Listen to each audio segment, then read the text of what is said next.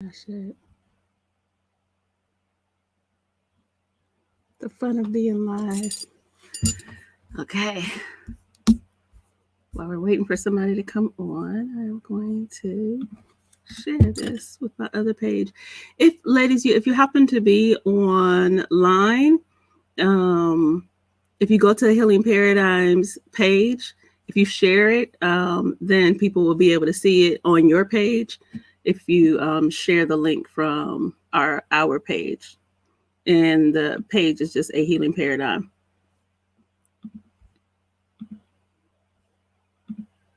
That way you'll have a copy of it on your page. Okay. So this conversation is exciting. Uh-oh, it looks like we lost one of our people. But she'll come back. Good afternoon, everyone. My name is Dr. Alethia Ojelade, and this conversation, I think I say every single week that I'm excited about the conversation. I'm really, really excited about this conversation. Dr. Prakash, hello. Thank you for coming. Like, I'm seeing you here every week now. Hello. This conversation is particularly important to me because I know for myself, as an African-American woman, I focus on the only thing I can talk about and I focus on is the experience of being an African-American woman.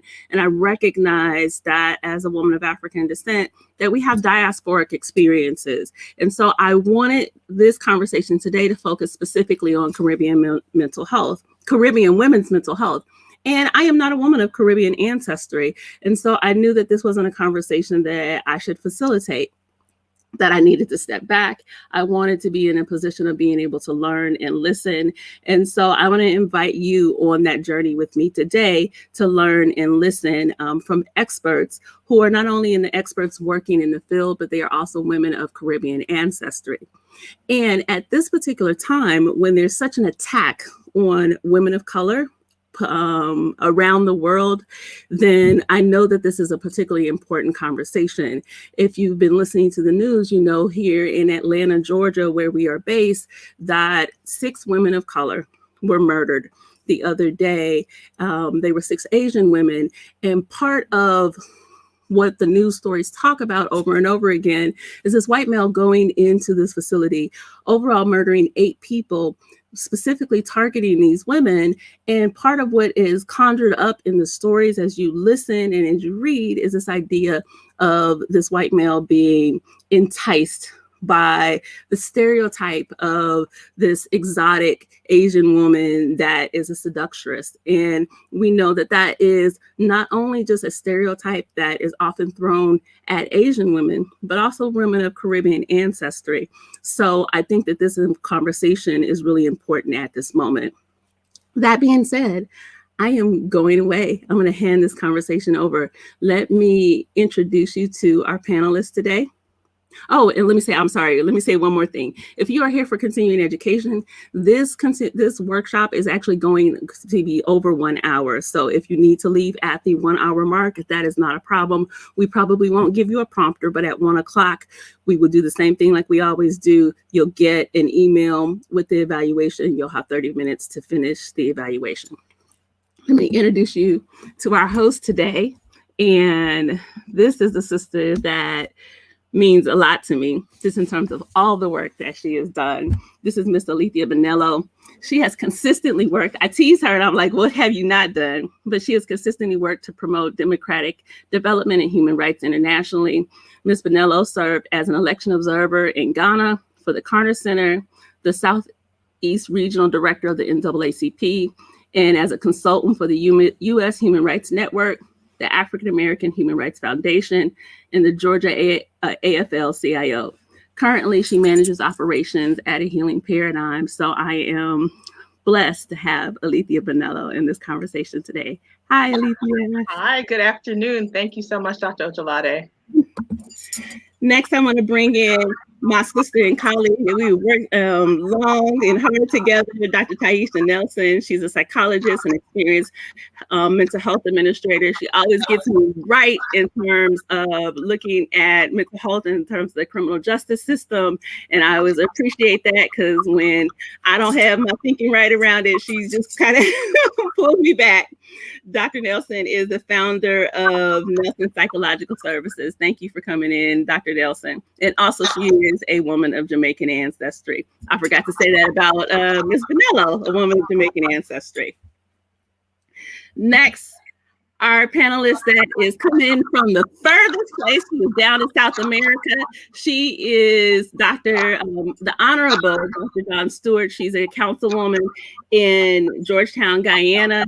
Dr. Stewart is also the owner of New Dawn Circle Healing Center, and she has participated in all kinds of initiatives in Guyana, the Guyanese Women's Roundtable, the Georgetown International University, is it Guyanese Women in Oil and Gas? How do you say it, Dr. Stewart?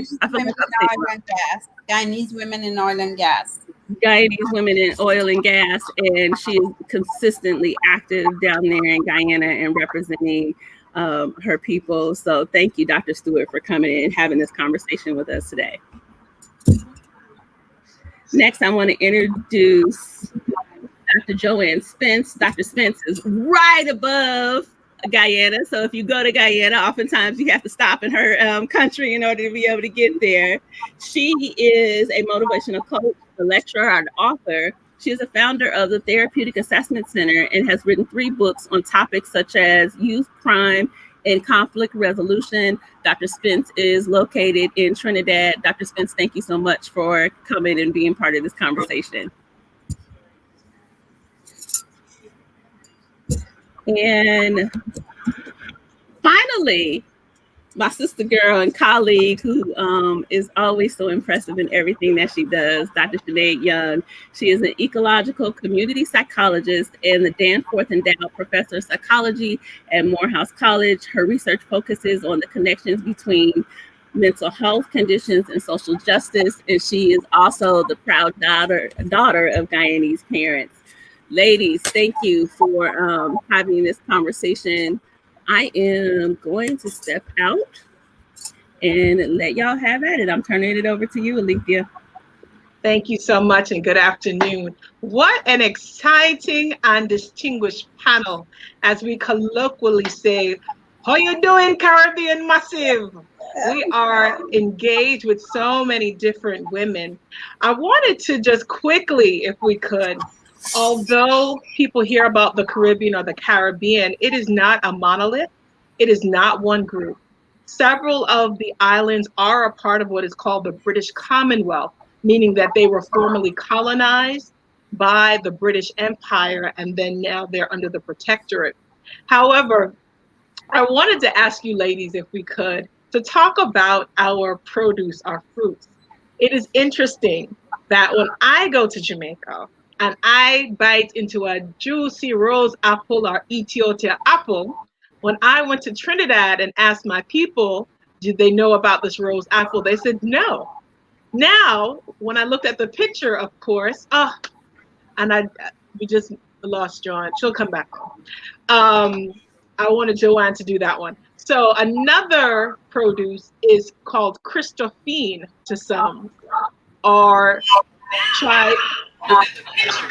What do you call in Guyana Christophine, Dr. Stewart?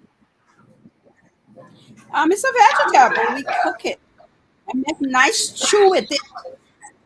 But what do you guys call it? Do you call it Christophine?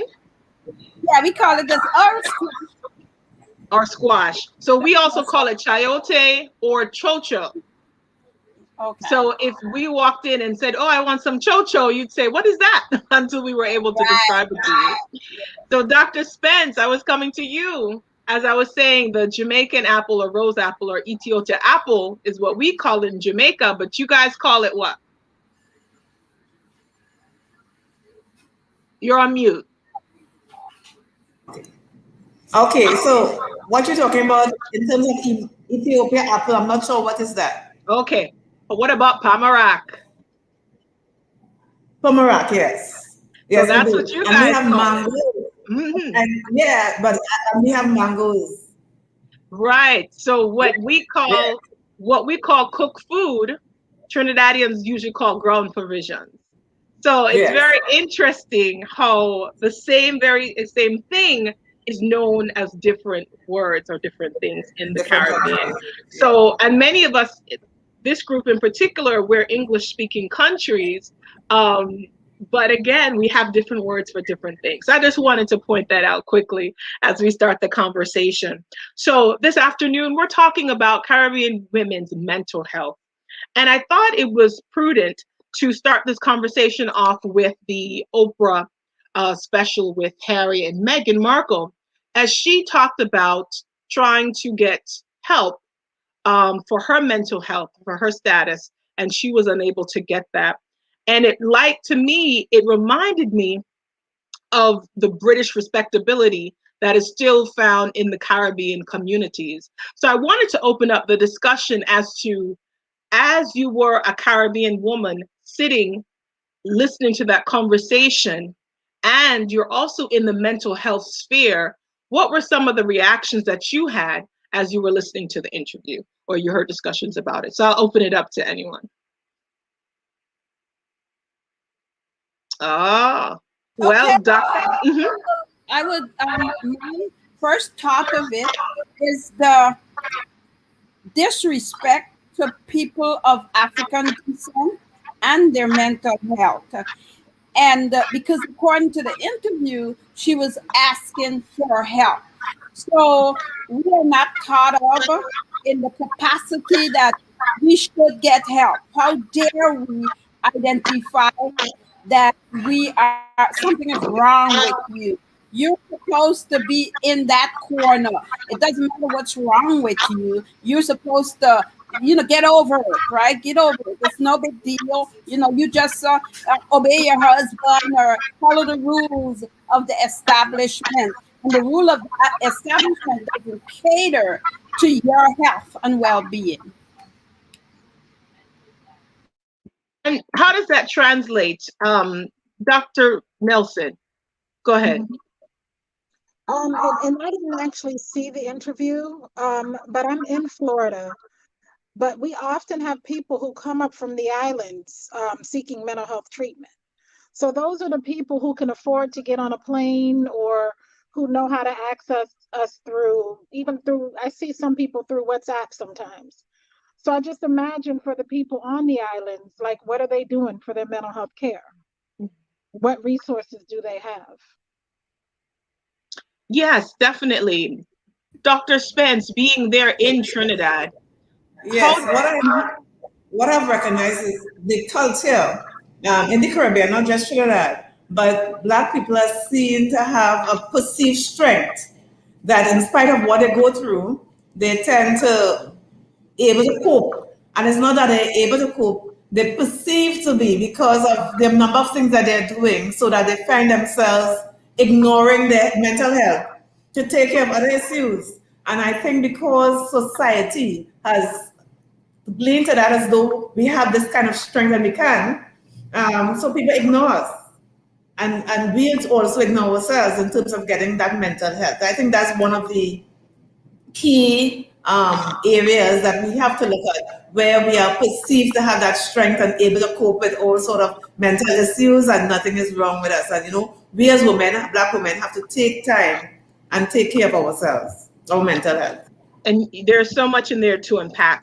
Um, you brought up some great things. Talk to us, all of you, about the expectations of a Caribbean woman, the mother who has to take care of the children and her husband or her man and be able to not complain about things. And then you have the other side of the quote unquote angry Black woman, because this woman has feelings. She can only take but so much, and then she explodes, and that's frowned upon. Yet no one is looking at the contributing factors that led her to that. So tell me also, what are some other stereotypes that we hear about the Caribbean Black woman, or the expectations that the culture has placed on the Black woman in the Caribbean?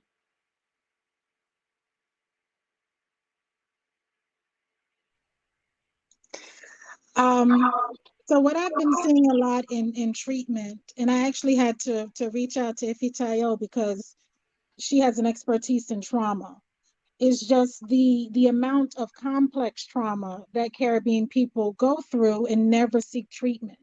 And then by the time they end up in my office in their 40s and 50s, and they were sexually abused from age 8, got into a domestic violent marriage at age 16, had to bear all these children with little or no medical care, working 3 jobs, and just all of this complex trauma that they've endured throughout their lives.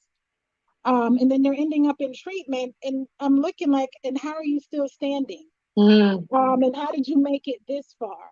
But they just continue to push on because that's the expectation as, you know, strong Black women of African descent, wherever you are, you just keep going. I did a missionary trip once in Haiti, and the missionaries asked me to talk to one of their helpers. She had a baby, and I guess the baby was like 11 pounds. It was a huge baby. They had to reach into her and break the baby's shoulders and pull the baby out. And of course, the baby died. But then she was back to work a week later.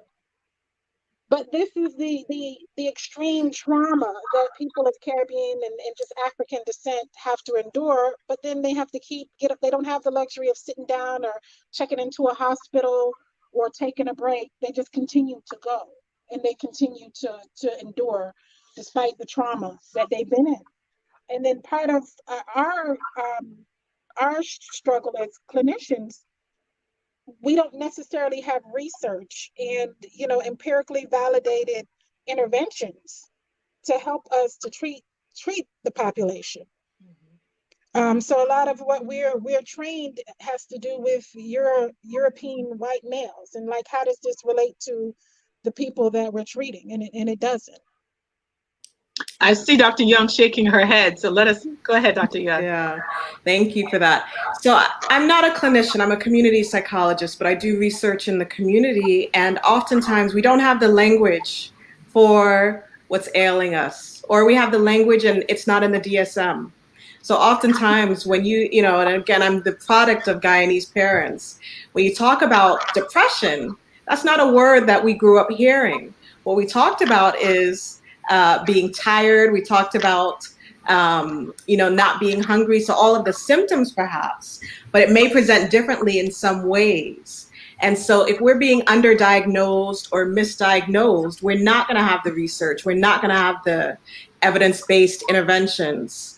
And oftentimes we, again, will present differently than perhaps your typical DSM patient would present. So I think there's a lot of complications there, and oftentimes it's really just a language and a cultural barrier. That is so powerful, not having the language. That's really important, as you said. And as we began this discussion, talking about ways that we experience things or know things in a different name. I also wanted to ask Dr. Young, the other layer of poverty. Most of these countries are developing countries, and so resources, not only just monetary resources, but just resources in general. Sometimes there's no clinics or places that one could go that is in close proximity to where one lives, or they don't have the knowledge or understanding. Would you like to go ahead and speak to that as well? Yeah, I mean, I think part of this is also about Maslow's hierarchy of needs, right? So if you are struggling to put food on the table and a roof over your head, the psychological distress, while it's there, may not be at the forefront. And so I do think in many Caribbean countries, we do need more mental health care providers. But again, there's an argument. So I remember growing up, my mother would say, "You're depressed? Oh, you don't have enough work to do. What's the problem?" You know? Yeah. So it's resources 100%, but it's also thinking about, well, what needs are going to take priority? And, you know, food, roof over the head, that's a priority. And then we can start talking about the psychological distress. But while we now know that is just as important as eating and one's physical health. And I really appreciate you bringing in Maslow's hierarchy of needs, because that is really becomes a priority, is the lowest level of making sure you are secure in what food you eat, where you live. Yet there are other needs and recognition that are necessary that our community has not normalized, that it's important to even aspire to, if you will, because it's a day-to-day to fulfill those basic needs. And in addition, I wanted to ask about, for those persons whose parents have immigrated outside of the Caribbean and, let's say, come to America, and a child says, oh, this is hard. Then the parent goes into, well, you don't know what hard is. And then they go into the stories. And as a child, you really can't, you can't argue with that. So having that burden of normalizing that when our children come to us, that we help them deal with it in the space and level that they're coming from, as opposed to then comparing it to the abject poverty that the parent has come through. So has anyone else experienced that?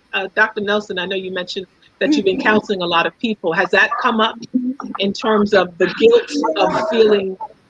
Yeah, and I was born in America. I'm first generation American, so I know that experience personally.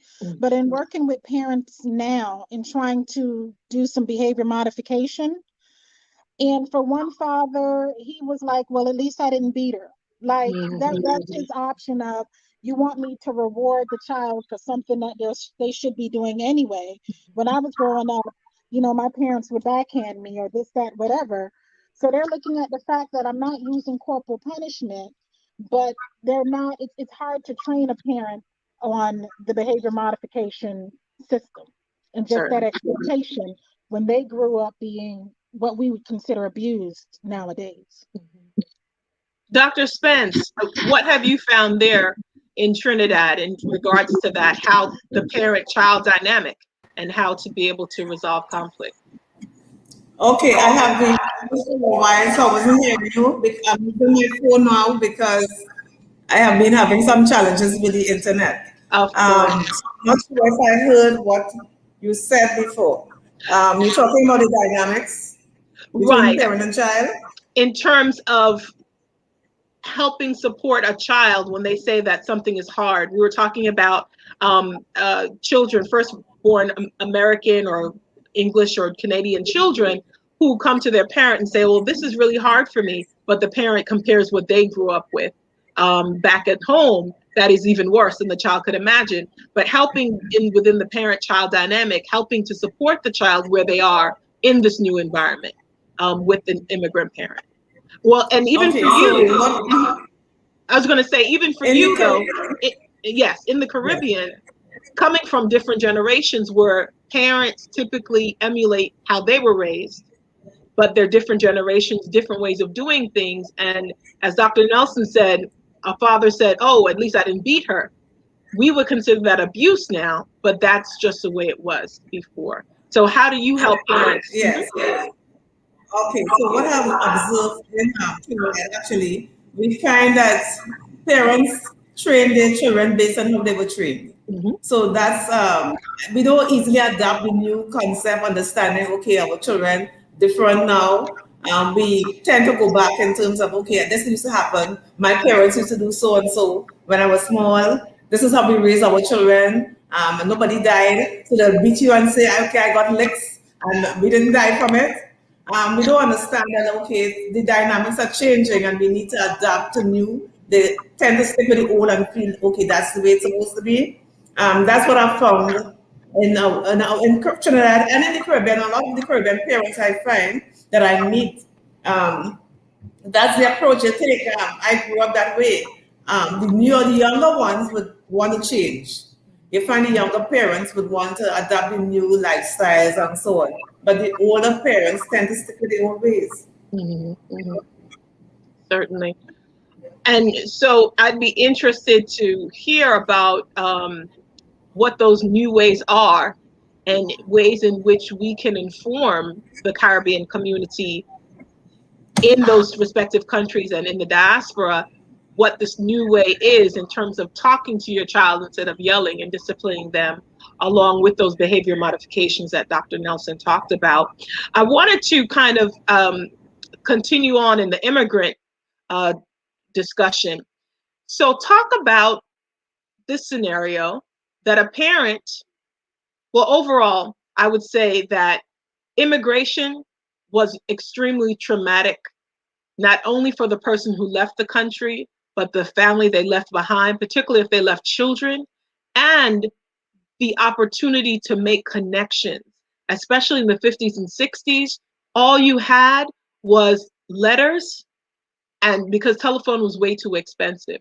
So that was the main means of communication for many people. And so to be there for their children was very difficult.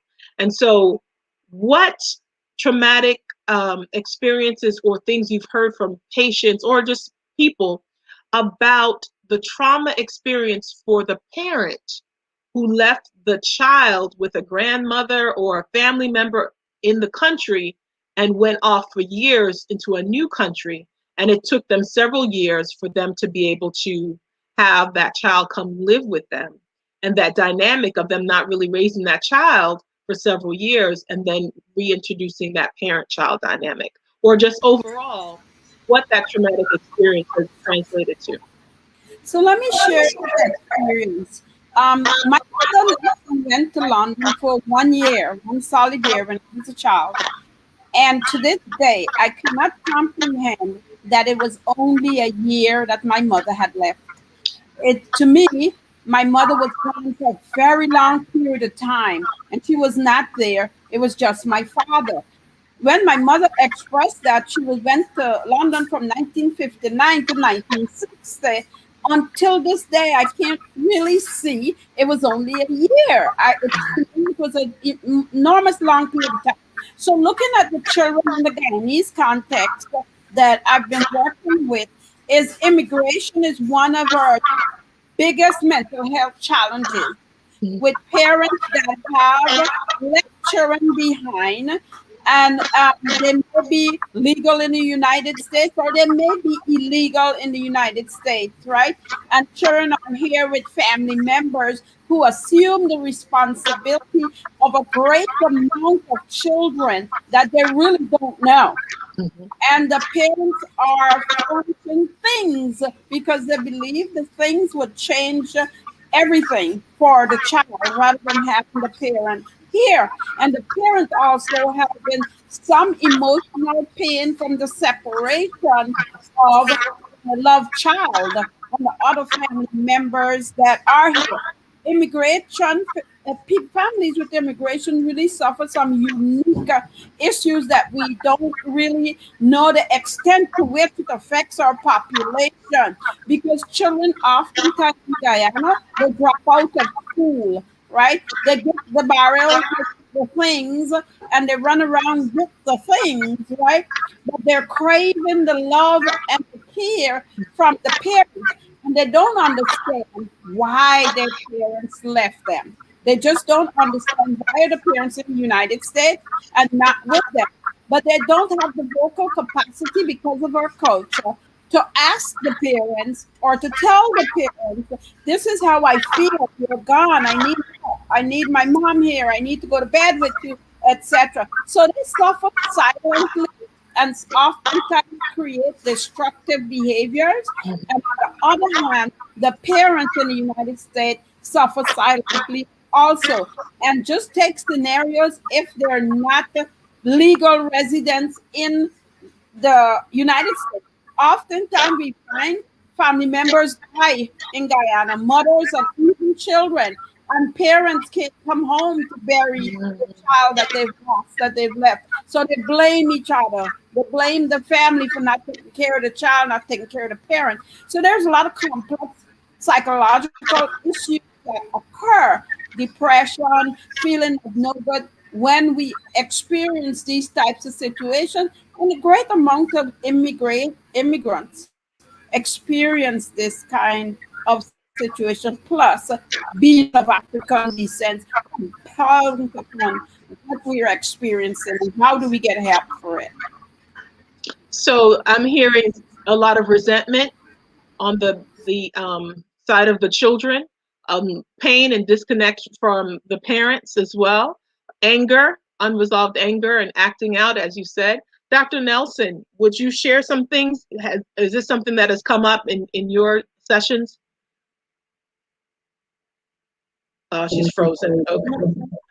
Can you hear me? Yes. Okay. Sorry, I had the call come in.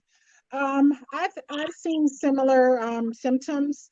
Another dynamic that I've started to notice recently is when the husband and wife are separated.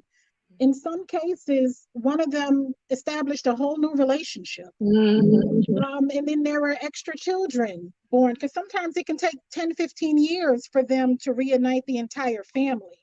So then you have children saying, well, mommy or daddy is in this other country with a whole nother family, and we're sitting here waiting on them. Another traumatic experience that I've seen with a lot, and it also depends on how they entered the country, if it was legal or illegal. But just to be an illegal child in the US, you can't register for school, you can't tell anyone the family secrets, and then you're also more acculturated than your parents, so you speak English and they don't. But I've had adults who migrated here as children, and they have blackout periods where they can't remember the time around when they migrated to the US. And just a number of traumatic symptoms. I had one woman who couldn't shower because she was scared of water. And just imagine her coming over on this makeshift raft, and the fear of, dying out here. So now as an adult, she continues to have a fear of water, to the point that she can't shower. So just imagine what that's doing to her day-to-day functioning. But there are so many traumatic events around moving to the US and getting acculturated and coming here and not having money and not looking like the other kids and not being able to dress like the other kids and not being accepted, especially in this day and age where we had a former president that was so anti-immigrant, even though he's a child of immigrants. So just to grow up with those traumatic and that stigma around being not a born American is a traumatic experience. Dr. Young. Yeah, I think this is such an important conversation because oftentimes the face of immigration in the US is someone who does not look like anyone on this panel. We know that people of African descent from all around the world make up a large proportion of immigrants in the US, in the UK, and Canada. So there's the stress that comes with families who have to be reunited at some point, both partners, children. There's also the stress of going back to one's home country as well and being seen as different, being seen as a resource. So we know that remittances are really the backbone of most Caribbean economies. And this is really a conversation we could be having about many different countries, not just countries in the Caribbean.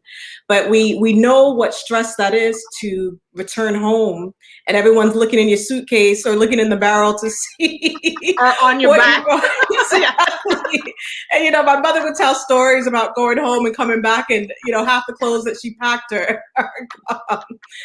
Which is fine, but again, that is another added layer of stress. And again, for someone like me, first generation, not born in Guyana, my connection with my grandparents and my uncles and my aunts and my cousins was different because now I'm a Yankee returning back, right? And I don't sound the same way, and I may do things a little bit differently. And I always talk about immigration being a time capsule because the culture that I grew up with, even though it was a very tight-knit Caribbean, Guyanese community, it's what they were doing back in the 50s and 60s when they left. So the things that we do now, kwekways and all of these things, they're not performed as much, in Guyana. So there's this really interesting dynamic that occurs. And I agree, we do not study it enough. I wanted to talk about the living arrangements. I wanted to talk about living arrangements because living arrangements are particularly important in shaping the ways of immigrants and the children that are integrated into the social and economic life. Because oftentimes your living arrangements is shared with many people that oftentimes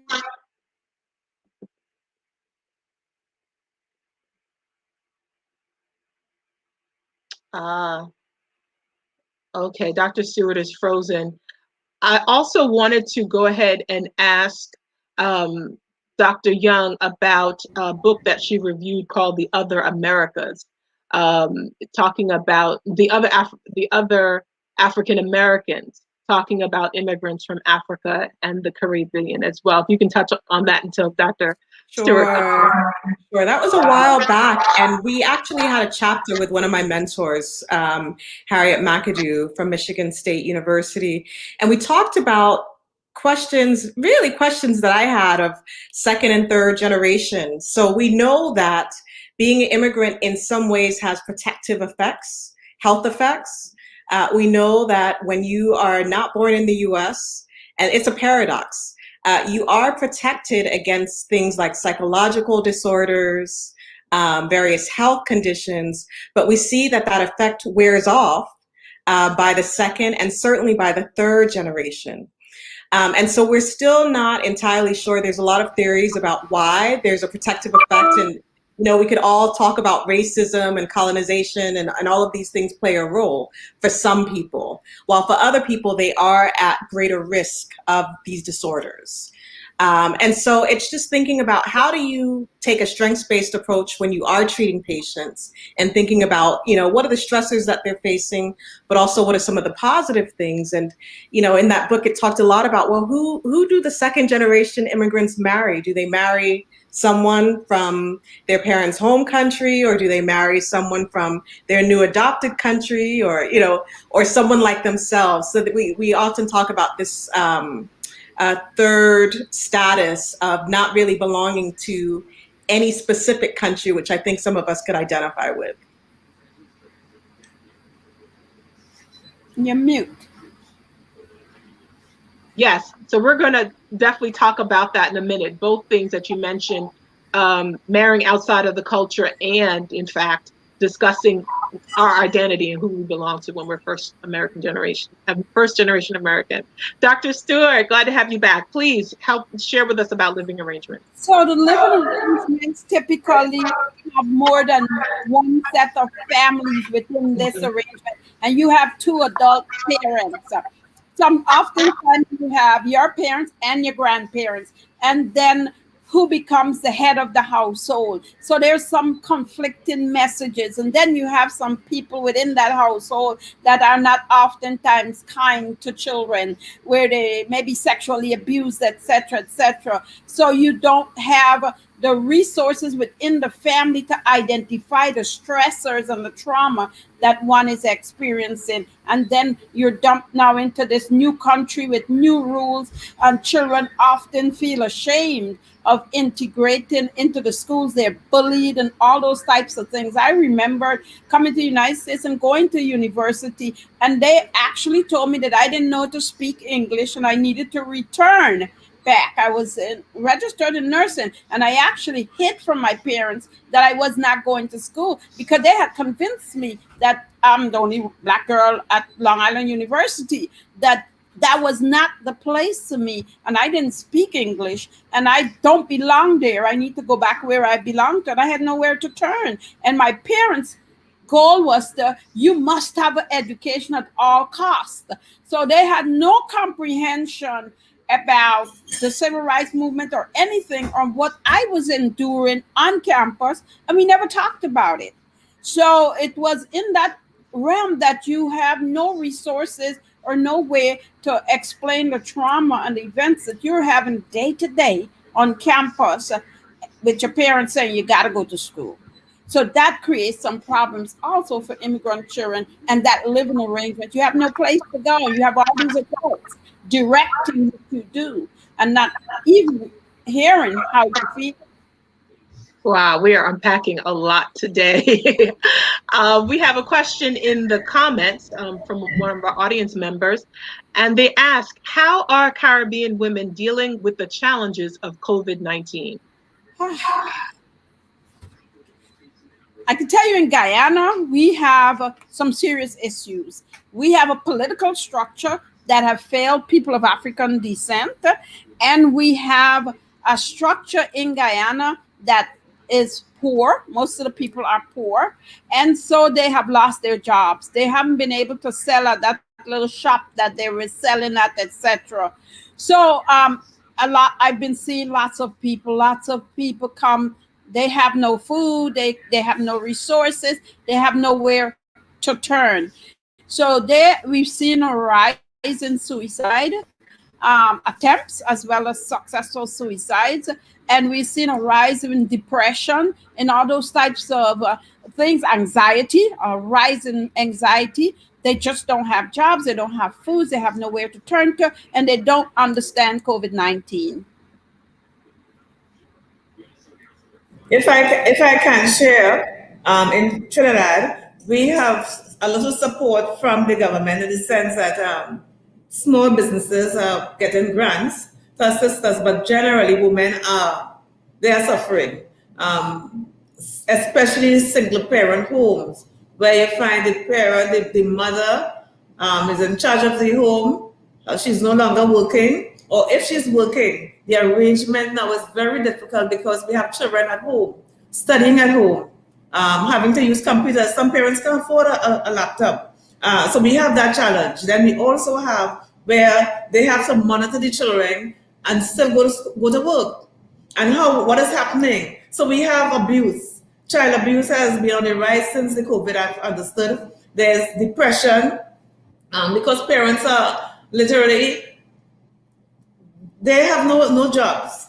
Some of them who have no jobs, they don't have any money to feed their children, so they are going to depression. We have unfaithfulness where we have partners being abusive to their wives during the COVID. And what the dynamic that is taking place now is that because the husband during the lockdown, when the husband and the wife is at home, you find that they're there in each other's space all the time, something they're not accustomed to, and they're nagging each other. And so you found that there was a higher incident of abuse among husband and wife, and even with the children, because the people are in the space and they're not getting the vote as they want, and they're frustrated. So those are the dynamics that's taking place.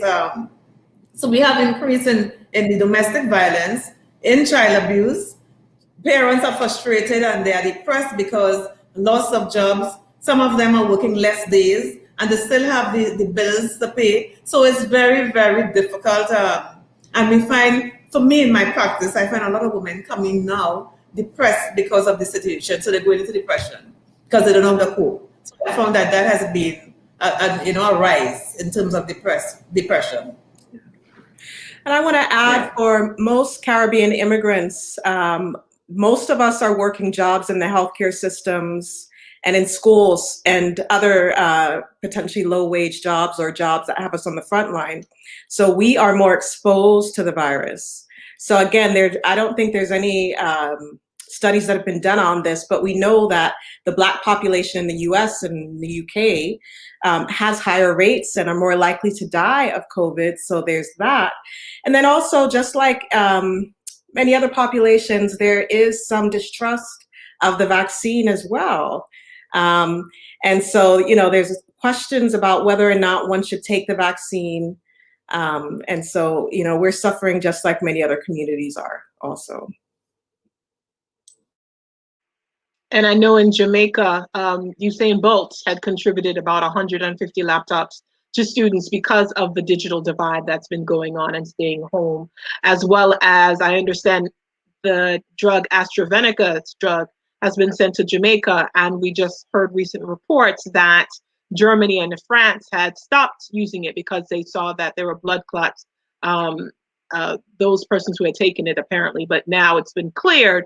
But again, the suspicion of it, and even unfortunately, we really haven't talked about this, but there are levels of corruption when it comes to administrating certain things on these islands. And people have stolen or people have bribed to get the vaccine ahead of being able to have it more distributed in a more altruistic ways. So again, there are definitely levels that we're seeing happening on the various islands themselves. And Dr. Spence, you really brought in a great point about domestic violence that is taking place along with the depression.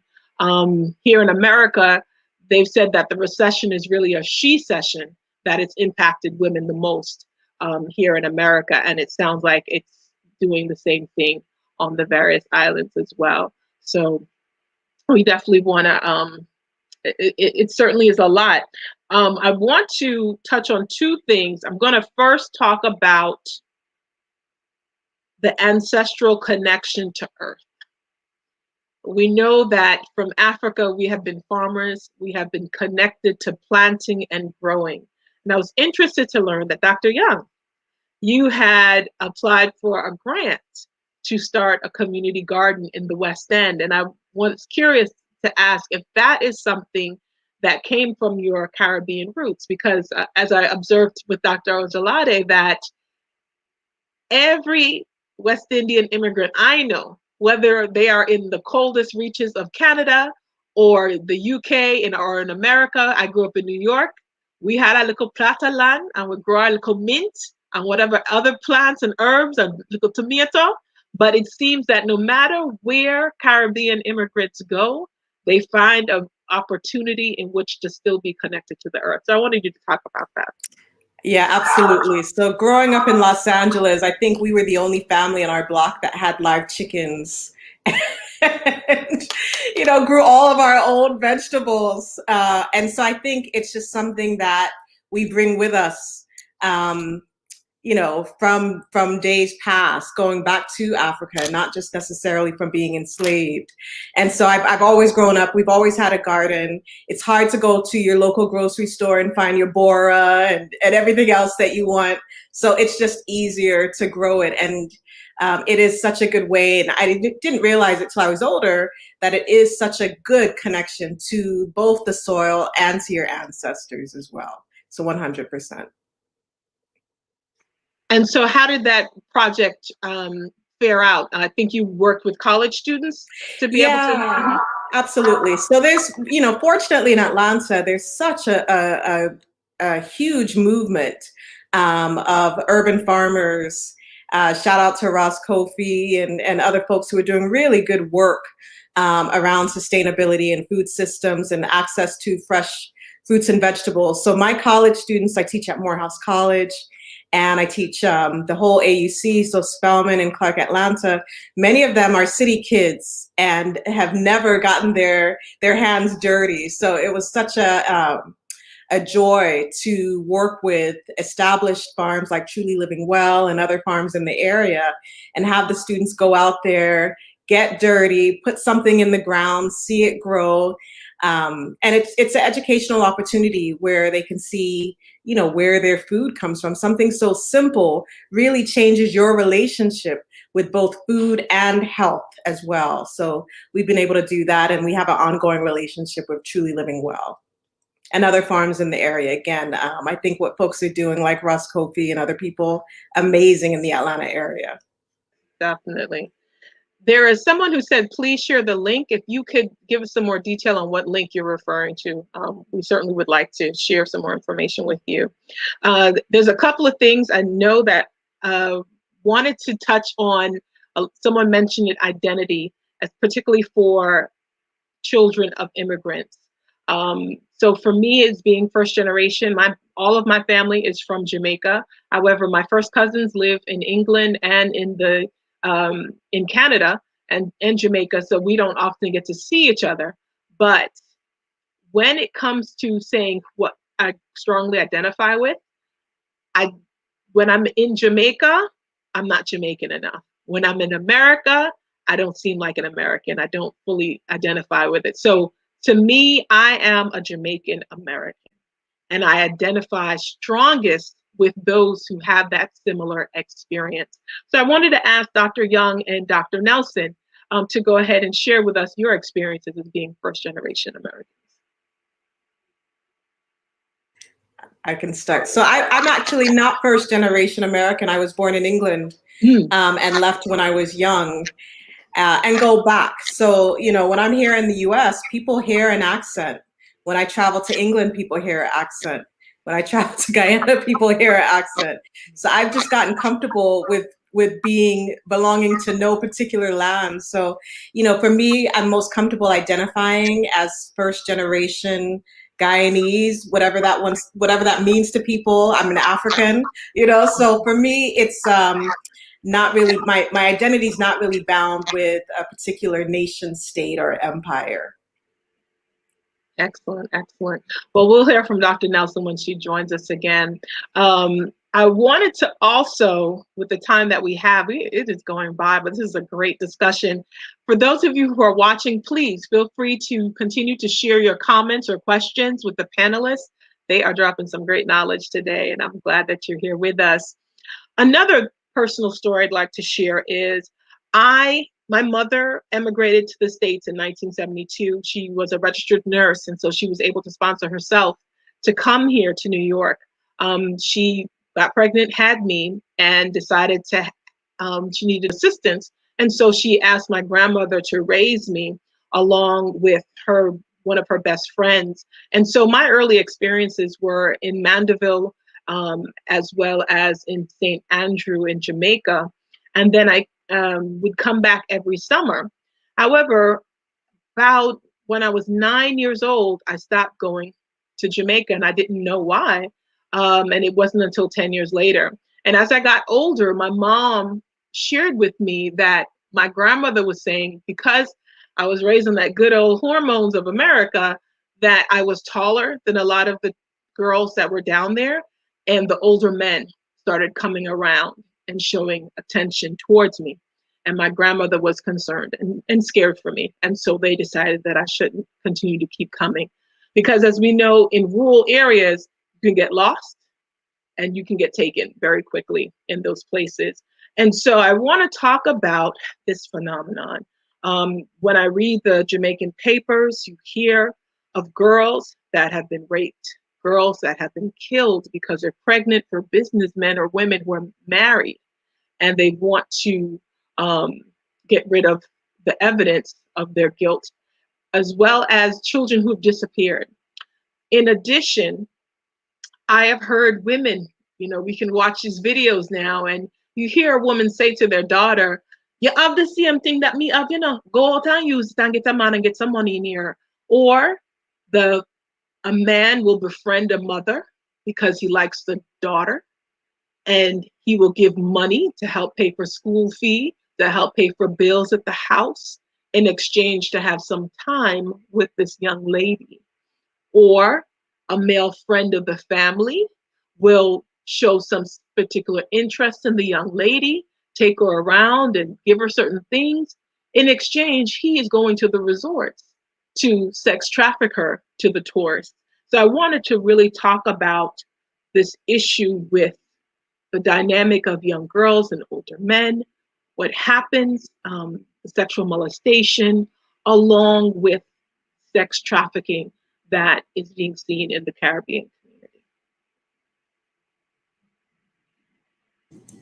If I can start, just interestingly, in Trinidad, we have a very traumatized society, I can say, because we have a number of cases presently where we have women missing, and apart from women missing, we have a number of them found dead. As a result of that, women are very fearful, women are depressed, they're angry. We find that they have petitions out for people to sign because we want safety. Women don't feel safe, whether at home or going out, they don't feel safe. We also have human trafficking, which is quite prevalent. So because of that, our society, particularly women, Black women in our society feel threatened, don't know what to do. And I think that this is something not just in Trinidad and Tobago, I think it's in the Caribbean, where our Black women feel unsafe because of what's happening. So they're looking at laws in terms of what we can do, but I don't think the laws would really help us. What we need to do is in terms of work with our men, our young men, in terms of helping them change, in terms of the whole socialization, how we train young men to treat women. And I think that's where we're supposed to start. What we're looking at now is in terms of pepper spray and so on for the women, but men can outpower you in terms of those things, whether you have a gun or not.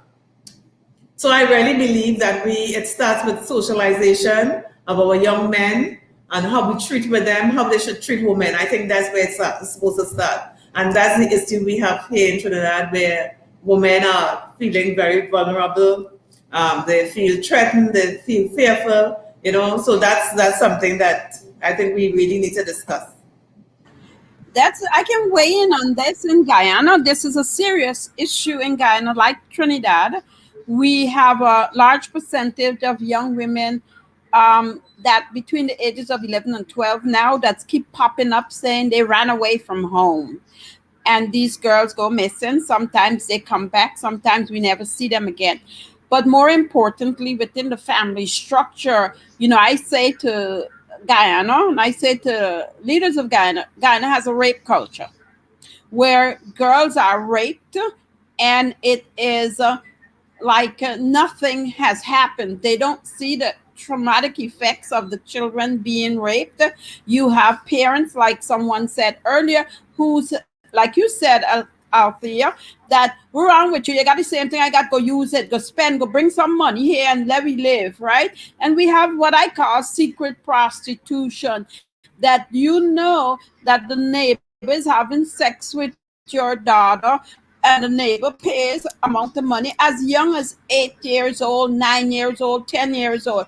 And within that family household, that living arrangement where you have many people living in the same house and males living in there that interfere with young girls or young boys, and in the same bedroom you wake up with your panty off and you don't know why your panty's off, but you think your uncle touched you or your brother touched you. But I have clients that say to me, I don't know who to tell, because I told my mother and she didn't believe me. She went and told my uncle. Now my uncle treats me with disdain, and I'm in the same house and I can't get out of that house. I can't move out. I have no place to go. I'm 15 years old. And then we pick up the children in the street that ran away, and they tell you tales of being sexually molested in their own home from ages 6 and 5. So those become some serious issues. We have laws on the book, but as you said, we have older men that is part of the patriarchal society that we live in that controls the whole entire system. I want to have sex with you. What is a woman's worth? A woman is not worth much in the context of how they see women and girls. They see them as indispensable, and they're to be used for that particular purpose. And we have not reached the point in the Caribbean in the educational system to see the value of women and how we should value them. We have a lot of talk about it, but we haven't reached to that level, even though we have court cases. There's a man just last week that raped a 10-year-old girl viciously that got 25 years jail. But there's so many that can pay not to go to jail, pay not to be persecuted, that you have the trauma of many, many women, many, many young girls that show up 40 years later that's been raped their entire childhood. I just want to add, the internet is really making things much more easier to victimize people. And so we know that individuals will, not just children, but also adults as well, will become victimized or have more access by perpetrators. But I'm glad someone said it. We also have to talk about our boys and young men as well, who are also victims. We know that we have to address homophobia. We know we have to address transphobia in the Caribbean. And all of these things are really branches from the same tree and I think Dr. Don hit it on the head of white supremacy and patriarchy. And so I think these are conversations that are so important to be had. And I'm glad that people are having them, not just us. So you bring up two additional points that we wanted to talk about. Dr. Spence, go ahead. No, I was just saying, what we also have to look at it in terms of the psychological trauma it brings to the children. Many times we talk, as Dr. Stewart spoke about, children running away at a very early age, and it's because sometimes they're so tired of being abused at home, sexually abused at home, that they feel like, listen, let me go out and my choice. As a matter of fact, somebody may offer them, some older gentleman may offer them, a package, and they'd rather to go to that, rather than to deal with the issue of being brutalized and sexually abused at home. I've had a number of clients who would have been abused at the early age from 8 years old. And as adults, it's affecting them. So we have to look at the impact of what this abuse is doing to these children from very early, and it affects them. If they don't get treatment, it affects them later in their life. They can't have a proper marriage because of the relationship is they're still thinking of the abuse that they had, and they take men in that category, feeling that everybody's abusive. So we have to deal with that in terms of the trauma that it caused women and even the young boys who are sexually abused also. The trauma it's causing these young people and how it affects their life later on. And sometimes they become very abused because of the abuse they have experienced. So it continues to be a cycle. Dr. Young, you brought up homophobia. And my observation, particularly in the Caribbean community, because many of the countries are very Western religion, Judeo-Christian focused, many people were taught that homosexuality is wrong. It's a sin. But it seems in the Caribbean community, it's even worse. We know that there has been violence enacted upon members of the LGBTQ community because of their sexual preference. And I wanted just all of you to share that impact, whether it be on the parent-child dynamic of when a child does share their sexual preference to their parents and family, or if it's how the community at large. We know in Jamaica, we have seen people run over those who are transgender or homosexual, or those who they may have felt that they were, someone may have approached them, they have chopped off limbs. I mean, some very cruel violence has taken place for these young people. So I just wanted to open up the floor to talk about the expectation, the how people have responded to people in the LGBTQ community in the Caribbean. I'll start. I think we've had a don't ask, don't tell policy for many years. I think all of us know and love people who identify as being gay or bisexual, but it really has been a don't ask, don't tell. And it, especially with the generations who are born outside of the Caribbean, it really makes for a somewhat difficult, strenuous relationship with both parents.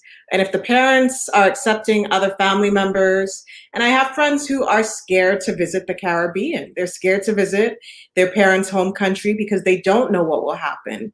But I'm something that gives me hope is that I do see some young activists and older activists who are speaking out more about these issues. So you'll go to different carnivals and you'll see people from the LGBTQI community having their own floats and different things. So I think the Caribbean is slowly progressing and evolving. And I think it's easy for those of us who sit in Western countries to say, oh, they're still slow on that. But remember, we're not that far ahead by any stretch of the imagination. So, I try to not look at it through the lens of America in terms of progress in the Caribbean. It's slow going and there's so much more work that has to be done, but it's changing. It's not our parents' generation anymore. It's definitely changing. More acceptance.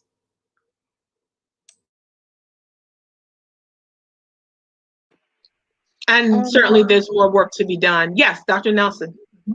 So you attributed the hate and disdain towards homosexuality to religious reasons. And for years, I have wondered why there's such a strong hate towards homosexuality to the point that, many Caribbean people feel that they should die. But it's interesting. Just this week, one of my students brought to me research that indicated that a lot of slave masters exploited the African men by raping them. And I'm American, so I don't know the history. So this was the first that I had heard of that they were so intrigued with Africans that they raped them, and then in some cases they actually ate them. So that explains more to me why there's such a strong disgust for homosexuality out of that fear of being sexually victimized by the men, more so than religion. Because we have religion here in America, but here in America, we're not saying kill homosexuals. But in the islands, that's the idea, and that's what happens with homosexuals and transgendered. But it does happen here in America as well. And I do think it's really important to note the history. There's a good book that I actually have been reading that I'll try to put in the chat box by a gentleman, I believe from Howard, who wrote about what happened, the victimization of men during enslavement. And absolutely that happened. But I want to ensure that we don't conflate victimization and rape with homosexuality. And we know that unfortunately religion has been used to further subject people to the laws of God and say, you know, the interpretation of what people should be doing and what they shouldn't be doing. But as we know in this country, we have not been fair to the LGBT community, and they have suffered some of the same atrocities that we do see them suffering in the Caribbean as well, including death. Mm-hmm. Certainly, certainly. Anyone else would like to share on that? Yes, I think in Guyana we have the same issues with the LGBT community. We have made some progress within the last 10 years of some acceptance where there is a LGBTQ organization that really has pushed for some change in the laws and some change in the attitudes of persons, but we still find that persons are attacked, persons are, and the Catholic Church and the other churches use the phenomena of the God says and what we should do and we should not do to really continue to perpetuate the belief system about homosexuality or the LGBTQ community.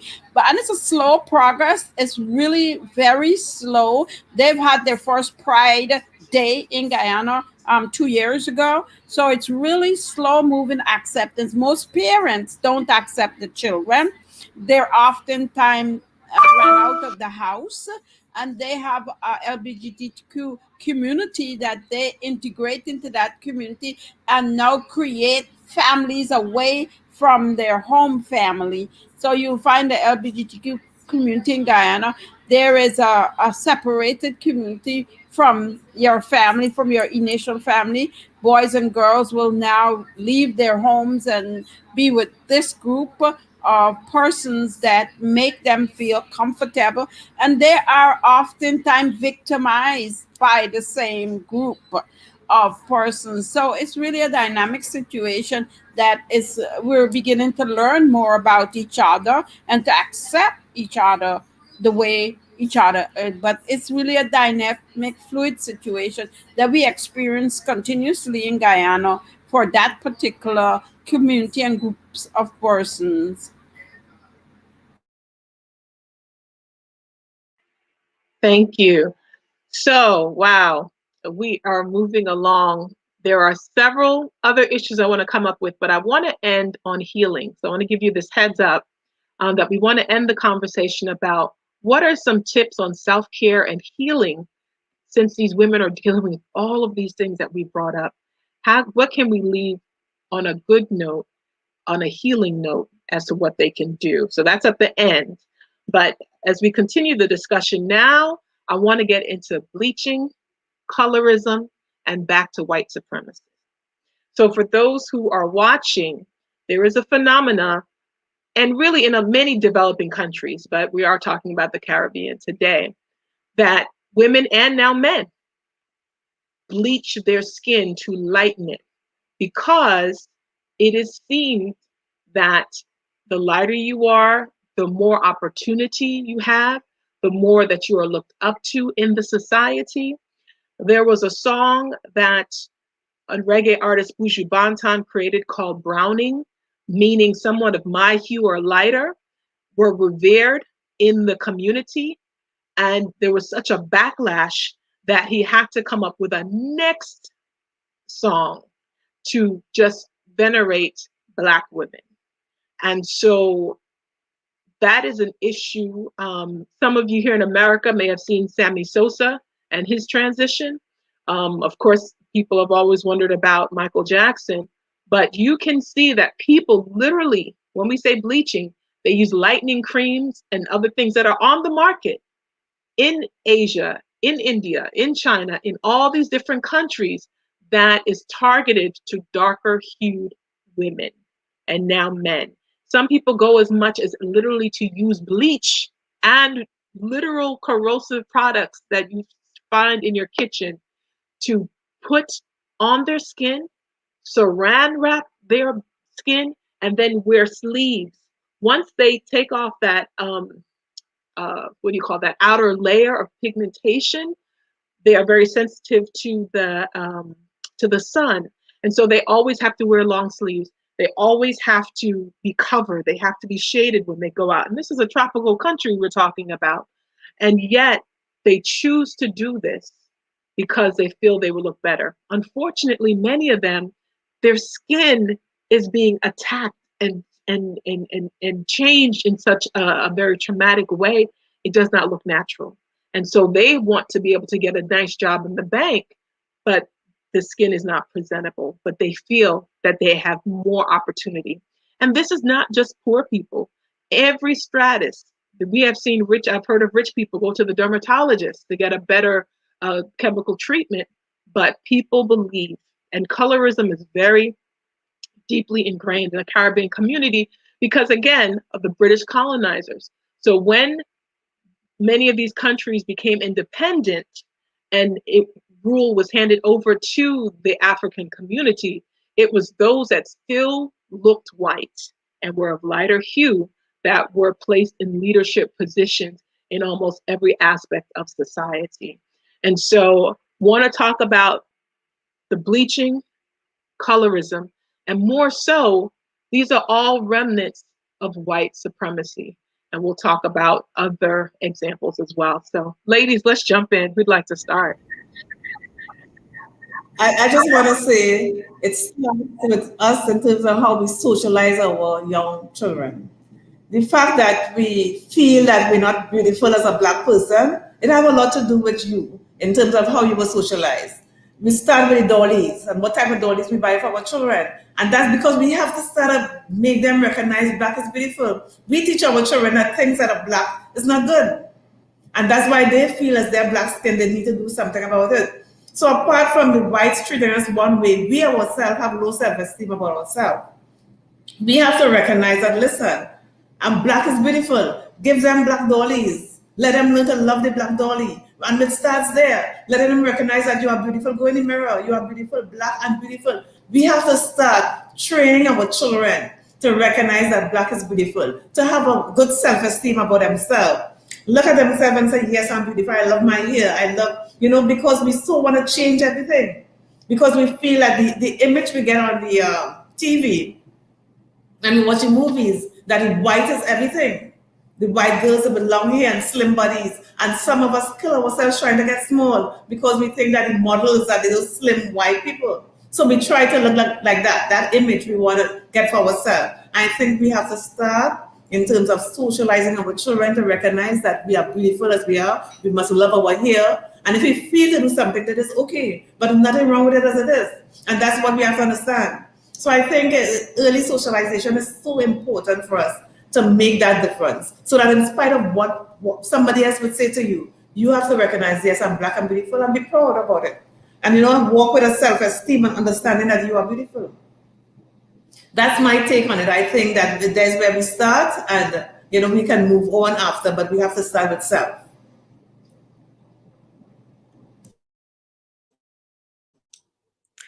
I'll just add that all of the countries that we're representing are all multi-ethnic, multiracial countries. And we do see that, and formerly colonized and still Commonwealth countries. And for me, it's colorism, but it's classism. It's all of the isms. and it is proximity to whiteness. And I think for many of us, we know that the power was in the hands of the plantocracy, the people who owned the plantations, England. And by the way, that's my plug for reparations for the Caribbean. But I think oftentimes we think that proximity to whiteness is what will empower us more, give us more access to resources. And while that's been true for many years, and again, many people don't want to immigrate out of their home countries. They're oftentimes forced to immigrate in search of a better life. And so I do think that how one looks often, and as Dr. Spence mentioned, there's always this ideal. And for many of us, it has been this proximity to how close we can get to whiteness for many people. But again, I think I've been fortunate enough to be raised by parents who were from a very small village, and the context of the Caribbean to slavery was somewhat different than here in the Americas, because Black people were the majority. And then you had these different groups coming in. You had the South Asians, the East Indians coming in, and then you had the Chinese coming in, you had the Portuguese coming in. And so many of us are very rich, diverse countries. And we're subject to the same pains of ideals of beauty being very Western. And so this skin bleaching is just one piece of that puzzle, I believe. But I do want to mention, and I don't want to get us off track, I was thinking about when you asked this question about that show Matchmaker, and it was about the Indian woman who was going around matchmaking, and then she had Nadia, who was from Guyana. And so, you know, what do Indians do with other Indians who are from the diaspora? How do they treat them? And she was subject to the same discrimination, you know, because she was not originally from India, from Guyana instead. So again, there's so many layers to this, and this could be a day-long conversation, but I'm glad you raised the point. So I'm glad to hear that point, because post-colonialism has permitted witnessing the lighter skin to process a level of privilege in a global society. It's been able to make us believe whiteness will promote us in that society, yet there's a residue of Eurocentric beauty ideologies as to what defines beauty. And for that, we continue to struggle with that. What defines beauty? Every day we're bombarded with the television, the news, everything that defines whiteness. So even if one may try to internalize Black and its beauty, the economic market has made such money on the whitening products that they have produced, and they have not even shared it with the Black communities. And so it's extremely difficult to fight against the racism. These are self-destructive, unattainable beauty standards, seemingly intertwined into many of our upbringings, to the point that the present has become unconscious and unquestioned, right? However, there are many ways that we can go about trying to change, and we should not allow this mindset to continue to permeate into the views and the self-esteem of ourselves and those who will come after us, our children and our prodigies. We have to stop chasing the illusionary standards of beauty that was never meant to incorporate a wide range of Blackness that exists within our communities, right? So we must be able to remain fearless of the color of our skin and our culture, and that is difficult to do, and it's a process in which we have to go through as a group of people. And it's about education, like Dr. Penn said, educating and changing the narrative that we see on television. I look at Morning Joy now, and I look at her hair, I look at the Black women that I now see on television, and that is the message that has to continuously be perpetrated so we can see them. Now we're beginning to see them. They have dreadlocks, they have all kinds of things. They look like me and you. So now we can aspire to be our natural selves. You make such a great point. I was going to say that about the hair. It's amazing. In the 90s and early 2000s, you walked into a meeting or a gathering of Black women, and it would be the majority had processed hair and a few people had natural hair. And now you're seeing that it's typically 50% or more that are natural. And even all of us on the call have natural hair. I remember when I first went back to my natural state in church, the church mother said, you know what? You gave me the courage to go natural. And so that influence is important, that yes, we, as Dr. Spence talked about, that we have to normalize Black beauty. And certainly with Beyonce's Black is King documentary, which awesome songs and powerful and impactful, to continue to expose us to that African culture is really, really important. So I want to, wow, it's 1:21. And wanted to, there were other comments, didn't get a chance, wanted to talk about the Me Too movement and the impact of the Caribbean community, but, and so many other things. But this time has been well spent. And I want to thank everyone for their responses. And as I said, we talked about a lot of things, but we want to share with our audience members, what are some self-care and healing offerings that you can provide to the audience today for Caribbean women and mental health? I think that you value yourself, treat yourself with kindness and respect, and avoid self criticism. We criticize ourselves a lot, right? And we don't see the value that we bring to everyone, including our families and our external friends, right? Take care of our bodies and take care of ourselves physically can really improve our mental health. And last, I think you surround yourself with good people and learn how to deal with our stressors and learn to accept our breath and feel our breath and understand the importance of our breath no matter what we're experiencing during that particular time.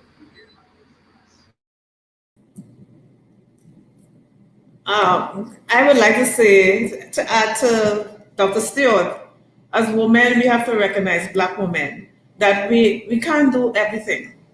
And as Black women, we try to do everything. We feel that we're so strong and we ignore ourselves. We need to understand, as women, we are humans.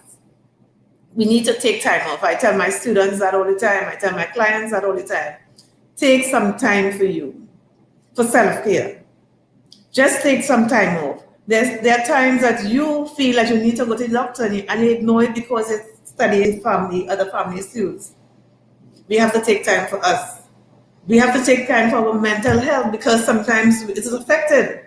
But because we are so engaged in other things that we don't take time for ourselves. So the key thing is, ladies, Black women, take some time off for you. Self-care, very important. If it's just to sit down on a chair by yourself, just read a book, watch a movie, laugh, whatever, but take some time off for you. And that's key, you know? So that's what I want to share with women.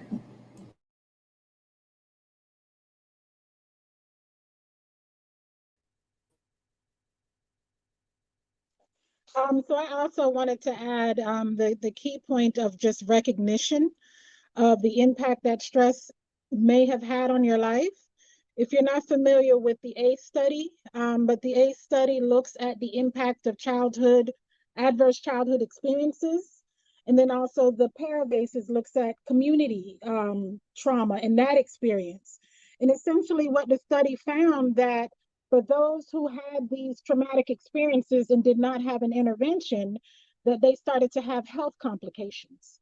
And in our community, that seems to be when we recognize that there's a problem when we're sitting in a medical doctor's office and we're talking about hypertension, diabetes, stroke, heart conditions, breast cancer, early dementia, like all of these debilitating issues. And we'll see a medical provider before we will see a mental health provider. So if you know that you've had a lot placed on your plate and you haven't stopped to, even if you just go speak to a religious person or someone, take a vacation, do something for yourself. Do not negate your experiences, even though you seem to think that you're doing okay. There's nothing wrong with some self-care, taking care of yourself and putting yourself first. And it shouldn't be that you're ending up in a hospital, or worse yet, in a mortuary somewhere before you realize that you need to take a break and take care of yourself.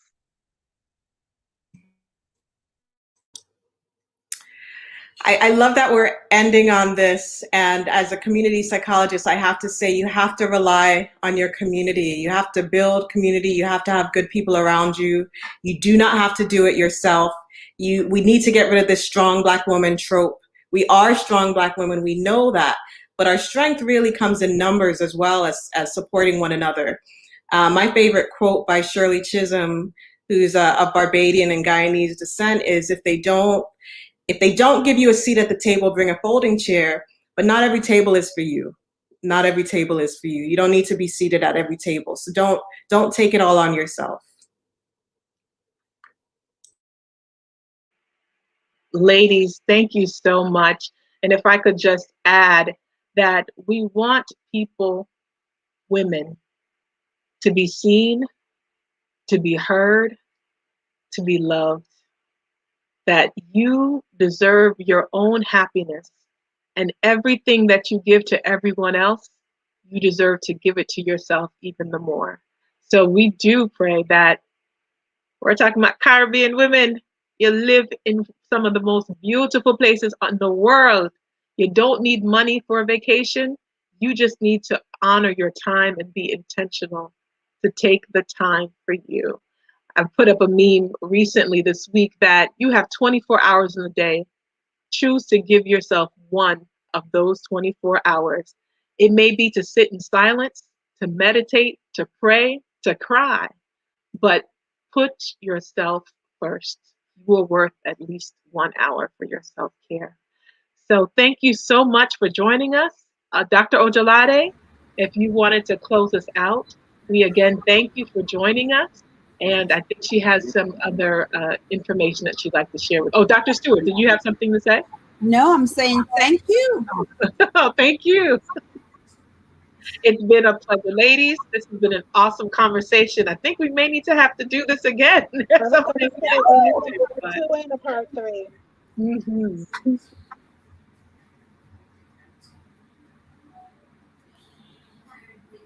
All right. Well, Dr. Ojelade, are there any other closing statements you need to make for our continuing education folks, or anything else that you'd like to share? Well, if not, we thank you. Oh, yes, she does. Okay. So we'll wait for her to join us.